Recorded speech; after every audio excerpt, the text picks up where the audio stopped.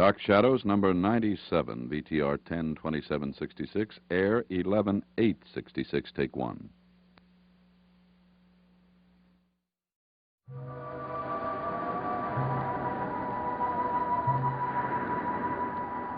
My name is Victoria Winters.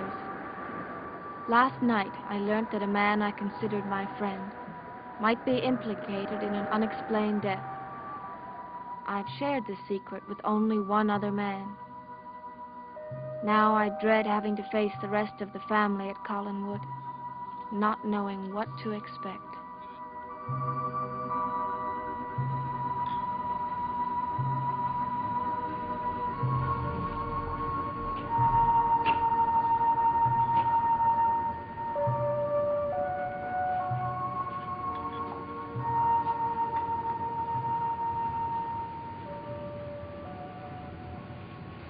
Good morning. Oh, good morning. Good morning, Vicky. I trust you slept well after our arduous night. Yes, thank you. I did.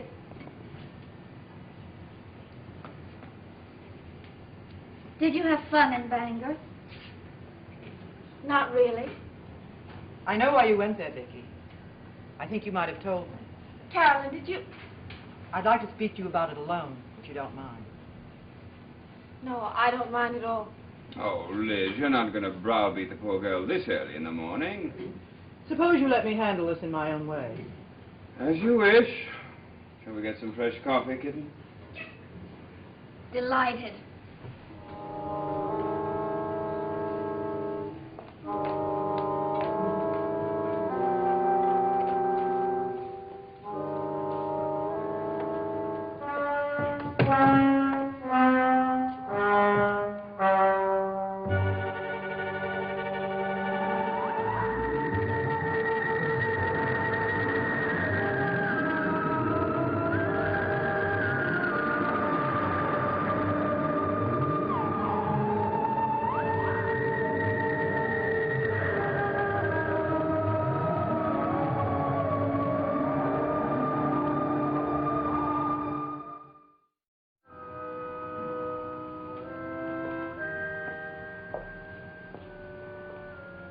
Vicky, you know I'm fond of you, don't you?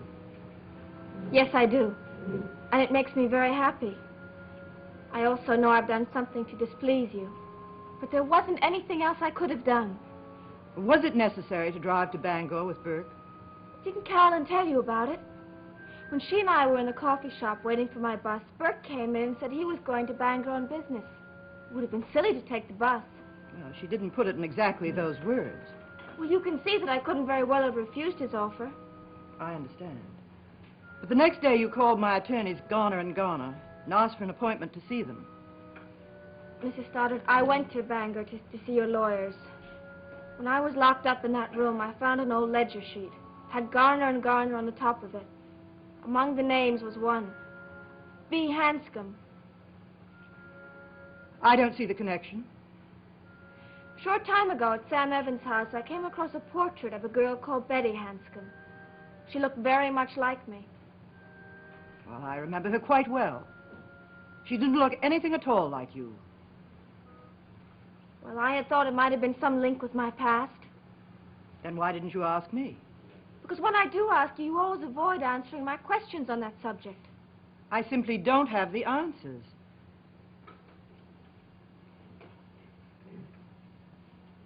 A while ago, I made it quite clear to you that, to the best of my knowledge, there is no link between your past and Collinsport. All right, Mrs. Stoddard. Thank you. Vicky, did anything happen between you and Burke in Bangor? I trust you, Vicky. I won't ask you what happened in Bangor and what Burke did to frighten you so that you found it necessary to call my brother to come and get you.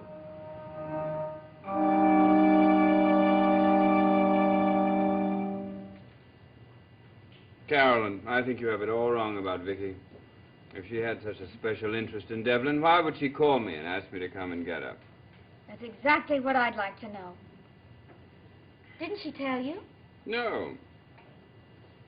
All I could get out of her was that possibly Burke was a little too drunk and she didn't want to drive home with him in that condition. Burke does get quite drunk at times. Well, there you are. That could be the solution. If that had been the case, Vicky could have driven that car by herself. Oh, not last night. In that storm, we were lucky to get home with me driving. Uncle Roger, you said that Burke had already left. Apparently, I didn't see him. Then why didn't Vicky just stay at the hotel instead of making you come all that distance in a storm? Well, I may be an old fogey to you because I'm your uncle, but I'm not Vicky's uncle. You mean you and Vicky? Oh, no. Then she'd be my aunt. Well, is the boss available? I think so.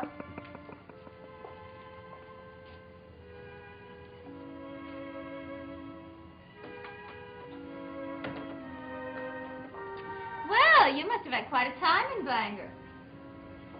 It was all right. Vicky, do you really like my Uncle Roger? Yes, I think he's very nice. I think so, too.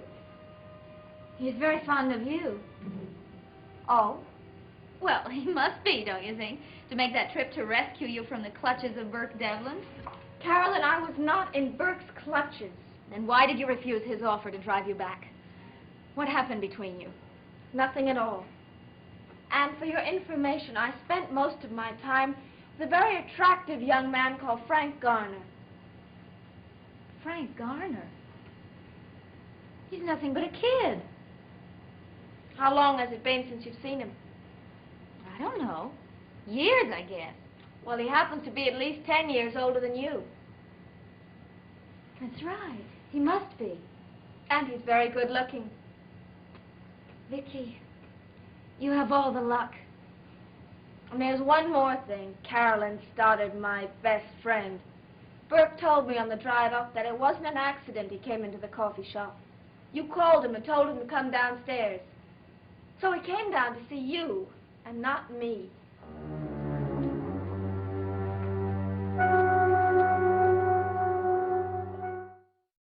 Liz, I honestly can't give you any explanation for her sudden switch in plans. The phone call was quite brief. She seemed scared to death. Didn't you discuss it on the way back? Oh, she was too upset to be coherent. I didn't want to press her. You just spent a long time with her yourself just now. Did she say anything to you? Nothing that I didn't already know. Well, that still doesn't answer the question of why she was so anxious to go to Bangor with Burke Devlin. I don't think she was particularly anxious to go with him. I think that was coincidence. But what does interest me is why she called you so suddenly to bring her back. No, what I just suggested to Carolyn was that she may have thought Burke was too drunk and didn't want to drive back with him in that condition. After all, you remembered 10 years ago what happened when he was driving a car. But why didn't she tell me that? Well, she impresses me as a girl who doesn't like to tell tales out of school. But anything about Burke affects us. She knows that. This is her home. Well, I'm afraid we haven't made her feel very much that way. And I admit I'm partially to blame. Then you've changed your mind? No. I don't think it's safe for her here. Heaven only knows what David will think up next. But David's attitude has completely changed now. Yeah, so he says. But how do we know how much of what he says is truth? I suppose we'll just have to keep a closer watch over him. Now, keep a closer watch over Vicky.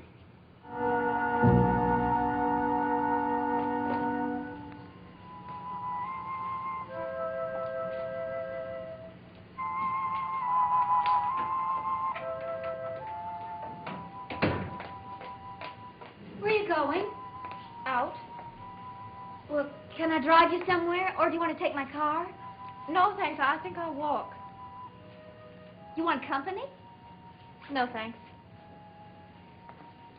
Vicky, was Burke drunk in Bangor? Is that why you wouldn't let him drive you home? No, that wasn't it at all. I wish you'd get him off your mind. Why should I? Well, your mother and your uncle have asked you to. And you think I should, too. Why, Vicky? Is there more to that Bangor trip than you told me? I think Burke is a dangerous man to have for a friend. He's unpredictable. If he's so unpredictable, then why did you take that trip and spend the night in the same hotel with him? Here, because it's the best hotel in town. That's why. What's so unusual about that? How do I know what happened? Well, what difference does it make? That's what I'd like to know. Why is it so important to you? I think that as long as you live here at Collinwood, everything you do reflects on us. And does nothing you do reflect on anyone?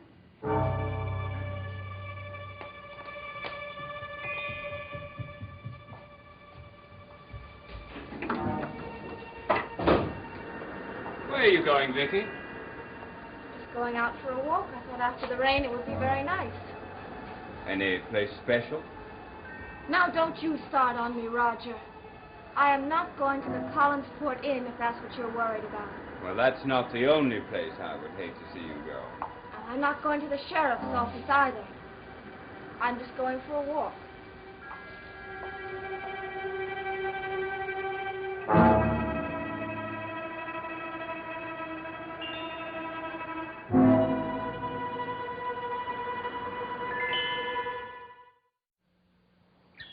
Many brave hearts are asleep in the deep, so beware, be aware.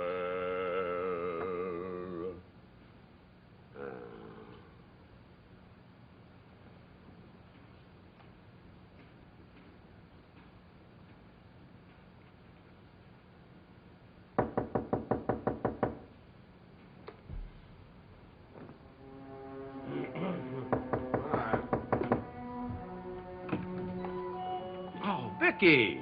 Come in, come in. Hello, Mr. Evans. I hope I'm not disturbing you. Me? What? Of course you're not. Well, Maggie's not here, but please come in. Thank you very much. I didn't come to see Maggie. I came to see you. Well, an honor. Let me take your coat. Thank you. I promise I won't stay too long. Oh. First you raise my hopes, then you dash them to the ground. Actually, I didn't come to see you either. Well, this grows curiouser and curiouser. You didn't come to see Maggie. You didn't come to see me. Now, let's figure this out. Ah, I know. You came to see the cat. Puss, puss, puss, puss, puss, puss, puss. Now, the cat's not home either. I came to see one of your paintings. Don't tell me you're a potential customer. If I suspected that, I would have rolled out the red carpet and hired a brass band. That won't be necessary, I'm afraid. I'm not a customer. I just wanted to look at one of your paintings. Well, you still do me honor. Anyone who has seen one of my efforts and wants to see it again is more than welcome. I wanted to see the portrait of Betty Hanscom. Oh, Vicky, I've done better than that. Oh, it isn't the likeness or the quality of the painting. It's the likeness that I want to know if I really saw it or if it was just my imagination. My dear Miss Winters, I am not of that school of painters where you have to have a wild imagination to understand the work. I paint what I see. I know, and I like it. Thank you. I went to Bangor to see if I could find out some more about Betty Hanscom or B. Hanscom. B. Hanscom. Well, it could have been Betty. I don't think so. B. Hanscom was the Collins butler. My dear child, I can assure you that Betty was never a butler anywhere. I know. I figured B. Hanscom must have been an uncle or a father or some sort of relative. I wanted to track him down, to find out what had happened to Betty. Yeah, well, I'm afraid I can't help you there at all. See, until you just told me, I didn't know that there was any relative named Hanscom at Collinwood. Well, haven't you been living here for a long time? Oh, yeah, but that doesn't matter. You see, when Maggie's mother was alive, we stayed pretty much to ourselves. And then after she died, well, I was even more of a loner. I didn't mingle very much with the natives. The natives? Yes, that's anyone whose family has lived here for at least 200 or a couple of 100 years. Like the Collins family. Yeah. You see, they were among the first group to settle in the area. And it's the descendants of those people that are the real natives. And where are you from? Connecticut. That's pretty far south from here, but of course to a real Southerner, I'm a Yankee. Well, to me, you're just a man I'm very glad I know. Well, that's very kind of you. You know, sorry I haven't been able to make you feel more at home in Collinsport, but I've had so much on my mind. Nonsense. This is the only home I've been in outside of Collinwood. You're welcome any time. I may take unfair advantage of that offer. Any advantage you would take of it would not be unfair. That's the way it was meant. Well, in that case, could I see the picture of Betty Hanscom? The picture? Oh, yes, of course. Let's see. What did I do with it? Well, the last time I was here, it was in that stack there. Yes. Let's see. Ah! Here it is.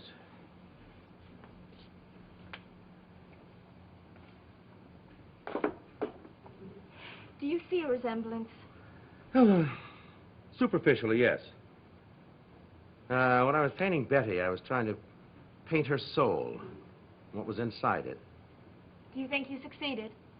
Oh, who knows what's in a woman's soul? I love it.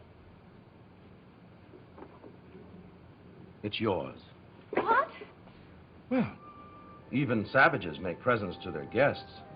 The least you can do is allow me the honor of making you a present of this painting. Oh, but I could not really. You'll hurt my feelings. I don't know what to say. Just say thank you. I do thank you, Mr. Evans. And I'll treasure this always. I really will. Well, I'll wrap it up. Not so much as to preserve the painting, but to protect your treasure.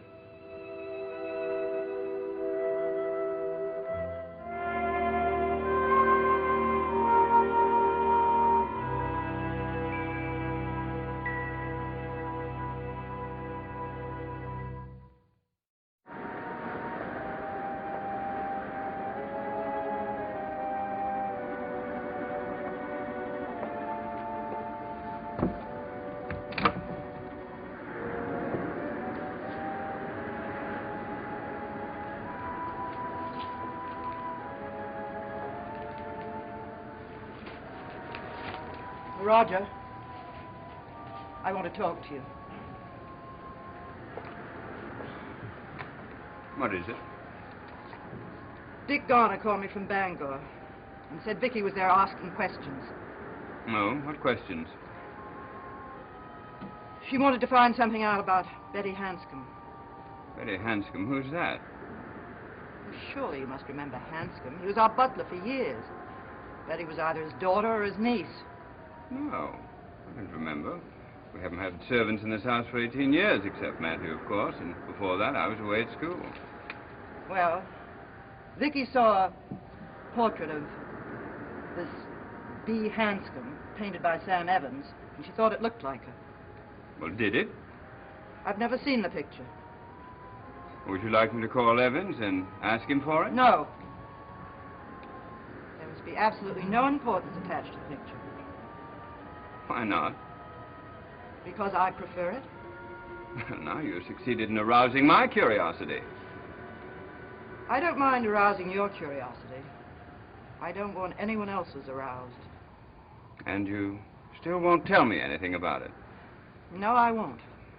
Well, I realize you've always tried to protect David and Carolyn, and now I presume you're trying to protect Vicky. Yes, I am. Why? I've told you. She's my responsibility.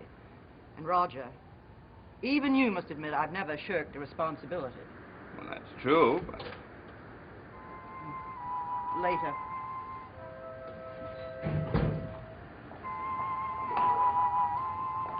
Am I disturbing you? No, dear, come in. Well, what have you got there? A surprise. Sam Evans gave it to me.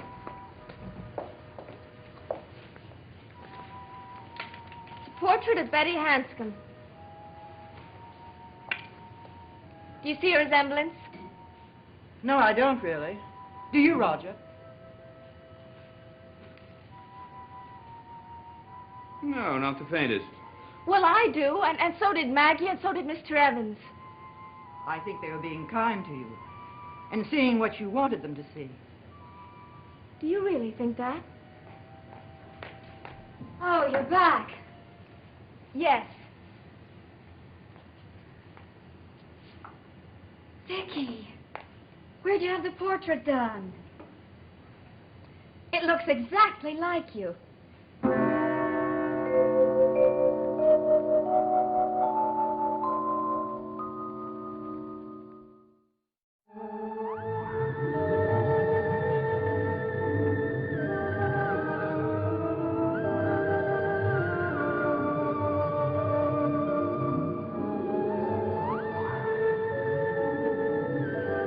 Stay tuned for Where the Action Is next on ABC.